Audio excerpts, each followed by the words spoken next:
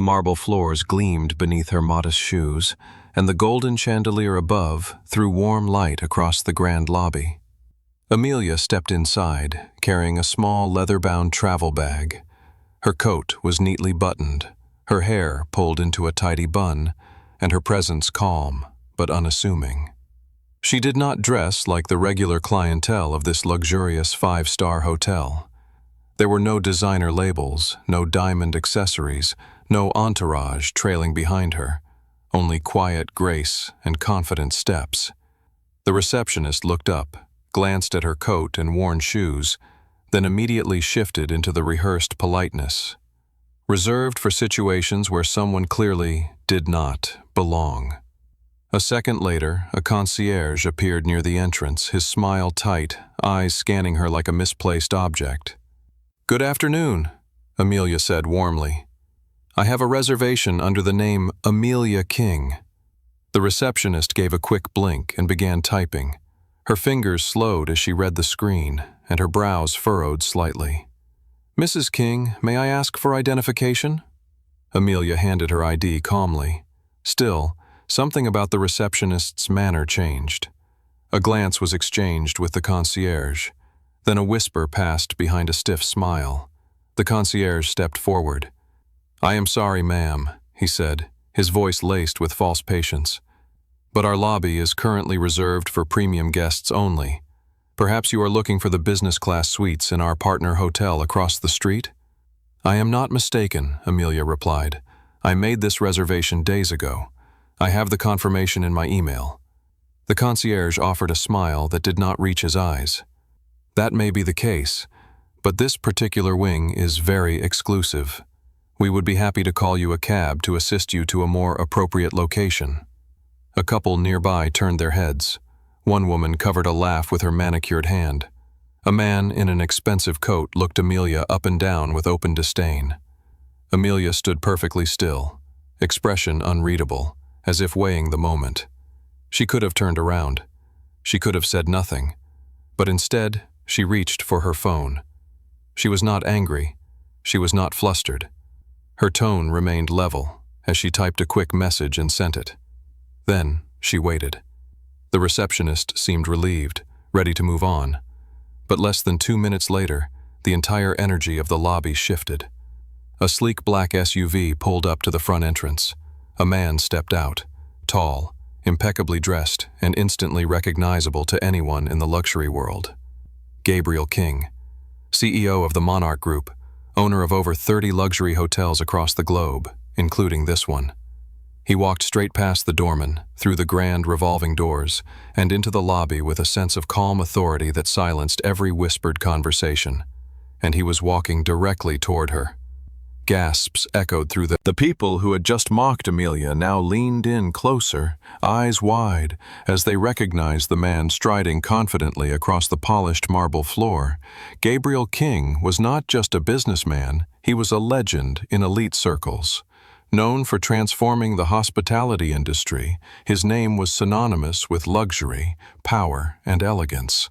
The receptionist's face drained of color. Her hands fumbled at the keyboard, pretending to look busy, though it was clear she was panicking inside. The concierge took a step back, his eyes flicking between Amelia and the approaching man as he adjusted his tie nervously. Gabriel's pace did not slow. Every step he took made the room feel smaller, quieter, and when he finally reached Amelia, he stopped with precision, like the moment had been rehearsed 1,000 times. Without hesitation, he leaned in and placed a gentle kiss on her forehead, then took her travel bag from her hands, as naturally as if he had done it every day of their life together. The gesture was simple, but it shattered every assumption the people in the room had made. "Sorry, I am late," he said warmly. "Traffic was worse than expected." Amelia smiled softly. "You are right on time." Only then did he turn his attention to the staff. The receptionist tried to speak, but her voice cracked. "Mr. King, we did not realize." Gabriel raised a hand lightly, not in anger, but in clear dismissal of excuses. "No need to explain," he said. "I saw enough." He handed Amelia's bag to a bellhop who had now appeared with perfect posture and wide eyes. "Please take Mrs. King's luggage to the presidential suite and make sure the kitchen is aware that her dinner preferences are the same as last time." The bellhop nodded quickly and disappeared. Gabriel then turned back to Amelia. "Would you like to go straight to the room, or do you want to enjoy the lounge for a bit?" She glanced around the lobby, taking in the silent stares, the dropped jaws, the way some guests suddenly looked away in shame. Then she turned to Gabriel with a knowing smile. "I think the lounge sounds lovely." Together they walked past the stunned guests and toward the private lounge that only a handful of people in the world had access to. The velvet rope was unhooked in silence. The same concierge who had tried to send her away now held the door open with shaking hands and eyes full of apology. But Amelia did not gloat. She did not need to. Her presence said it all. Because sometimes the loudest statement is made in silence, when the world expects you to shrink and you rise instead. The lounge was quiet and bathed in soft golden light. Live piano music floated gently through the air, and a delicate scent of jasmine hung like a whisper. The staff, now fully aware of who she was, moved with careful precision, offering menus, adjusting lighting, preparing the perfect ambiance without a single... Amelia sat with grace, her posture calm and composed, as if she had been here many times before. Because she had. This was not new to her. What was new was the way people were now watching her. Every glance carried disbelief, regret, curiosity. The same women who had scoffed at her scarf, her shoes, her quiet presence, now whispered among themselves, trying to make sense of what they had just seen. Gabriel sat across from her, folding his hands with ease. He was not performing. He did not have to. His presence commanded respect without raising his voice. "I am sorry you had to go through that," he said, not in anger, but in sincere frustration. "It should not have happened." Amelia sipped her tea. "It is not the first time, but it always surprises me how quickly people decide who deserves to be treated with dignity." Gabriel nodded. "And how often they are wrong." He leaned forward, more serious now. "I built this brand to be a sanctuary, a place where elegance and kindness go hand in hand. Clearly, somewhere along the way, the message was lost." In that moment, Amelia saw the businessman behind the warmth. His mind was already turning, not just about her experience, but about the brand, the training, the culture he had worked so hard to shape. And then, as if summoned by invisible strings, the hotel manager arrived. A woman in her 40s, sharp-suited, efficient, but visibly nervous. "Mr. King," she began, her voice steady but low, "we are terribly sorry for the way your wife was treated. It was unacceptable. I take full responsibility, and we are already addressing it with the staff involved." Gabriel's gaze remained steady. "I appreciate your response, but this is not about one mistake. It is about an attitude, one that says some people are worth more than others based on appearance, status, or assumption." The manager nodded quickly. "Understood. We will implement retraining immediately, and I will personally follow up on every change we make." Amelia watched quietly. She did not enjoy this, the groveling, the guilt, but she knew it was necessary. Not for revenge, but for justice. For every quiet person like her, who had been turned away, overlooked, dismissed. As the manager left, Gabriel turned back to Amelia with a softened expression. "Are you all right?" She smiled. "Yes, because now they know, and maybe next time they will think before they judge." Across the lounge, a guest who had laughed at her earlier tried to catch her eye with a nervous smile. Amelia simply looked away, her head held high. She had nothing to prove. Her presence now said more than words ever could. Amelia rose from her seat slowly, not with drama, but with the kind of grace that draws attention without trying. She walked with Gabriel through the long marble corridor that connected the lobby to the private suites. The same staff who had ignored her earlier now stood straighter, their eyes following her movements, their posture stiff with apology they could not put into words. At the elevator, the concierge who had dismissed her just an hour earlier stood waiting with the keycard already in hand. His face was pale, his jaw tense. He handed over the key with both hands and a small bow. "I had no idea," he whispered. Amelia took the key and simply nodded. She did not need an apology, not now. The lesson had already been delivered. Inside the elevator, Gabriel pressed the button for the penthouse. As the doors closed, Amelia leaned back against the velvet wall, letting out a slow breath. It had been a long day, not because of the rejection, but because of everything it unearthed. The assumptions, the quiet cruelty, the way people measured others without really looking. Gabriel glanced at her. "You know," he said gently, "you could have told them who you were. It would have been over in seconds." "I know," she replied, "but I wanted to see how far they would go, how much dignity they would strip away from a stranger, just because she did not look the part." He nodded, understanding completely. When the elevator opened to the penthouse suite, the view of the city spread out before them like a jeweled map. The skyline shimmered in the evening light. Amelia stepped into the suite, her footsteps silent against the polished floors. Gabriel followed, watching her with quiet admiration. On the table near the window was a bottle of vintage wine, a gift from one of the hotel's top suppliers.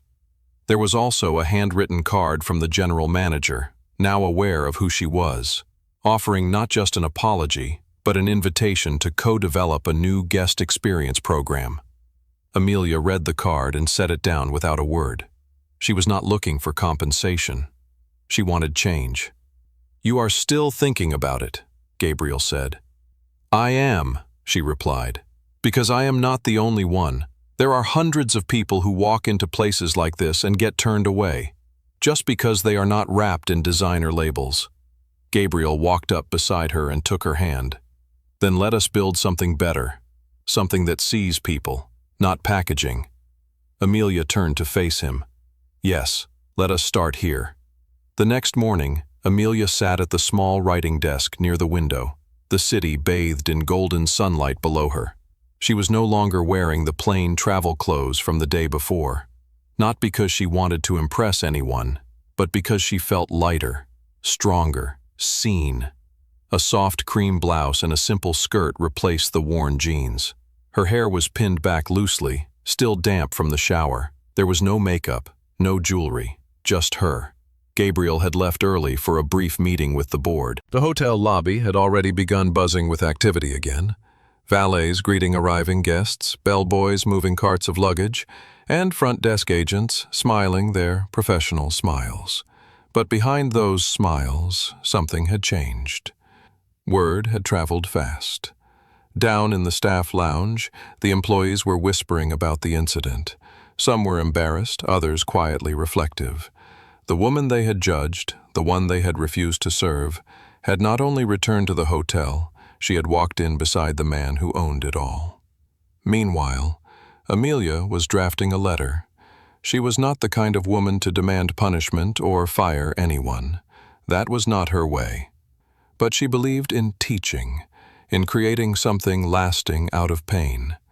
Her letter to the board outlined a new training initiative she wanted to introduce across all hotel locations, a hospitality program focused not just on service, but on empathy, on seeing people fully, on honoring dignity, no matter what someone wore or how they arrived.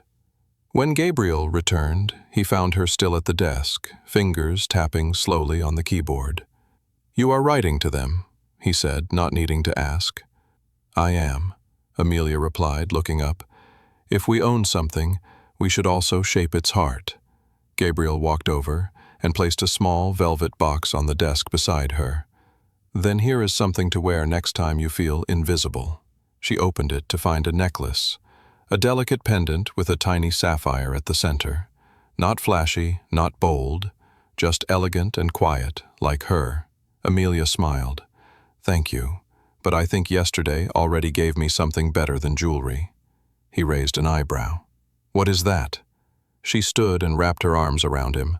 The proof that no matter how loud the world gets, quiet strength still wins. Later that evening, the hotel lobby looked entirely different to Amelia. Not because the marble tiles had changed or the grand chandelier glowed any brighter, but because she now walked through it with her head held high, not as someone needing validation, but as someone who had taken back her space. Guests came and went. some pausing to admire the art on the walls, others checking in with tired smiles. The front desk staff stood straighter when they saw her. A few even offered genuine nods of acknowledgement, no longer laced with politeness, but with quiet respect. Word had spread beyond the staff lounge. Social media had picked up the story. Someone had snapped a photo of Gabriel walking in beside the woman who had been turned away just hours earlier. The caption read, "The owner's wife refused a room, now changing the company from within." The post had gone viral. But Amelia did not care for internet noise. Her focus was on something deeper, a culture shift that was already starting to ripple through the hotel's polished floors. 2 days later, Gabriel introduced her at a company-wide meeting. He did not stand on a stage or use a microphone. He simply walked into the ballroom with Amelia beside him and said, "This is my wife. She is the reason we are all here today, learning how to do better." And then he stepped aside. Amelia spoke, not with rehearsed lines or dramatic gestures, just calm, clear truth. "I was not wearing diamonds or heels when I walked into this hotel. I did not arrive with an entourage. I was just a tired traveler. But I was treated as if my presence needed to be justified. That is not hospitality. That is not who we should be. Every guest who walks through those doors deserves dignity, whether they carry a designer bag or a broken heart." The room was silent. Some employees looked down, ashamed. Others blinked back tears. "I am not here to scold," she continued gently. "I am here to build, to help this company become a place where kindness is instinct, not policy. And that begins with us noticing what we were trained to overlook." When she finished, no one applauded at first, not out of rudeness, but because they were stunned. Then, slowly, hands came together, one by one, until the room filled with a rising wave of applause that felt less like celebration and more like awakening. 6 months later, the hotel chain had implemented Amelia's empathy training at every location. Guest satisfaction soared, employee morale improved, and Gabriel, who had built an empire of glass towers and global resorts, often said his wife had done what no investor ever could. She had given the company a soul. Amelia never asked for recognition, but in every quiet corner of every hotel, her influence lingered. In the way a bellboy greeted a guest with worn shoes, in how a receptionist looked up and offered eye contact to someone arriving alone. Because sometimes, the greatest change comes not from power, but from grace that refuses to be small. And Amelia, the quiet woman once dismissed at the front desk, had become the name whispered with admiration in hallways across the world.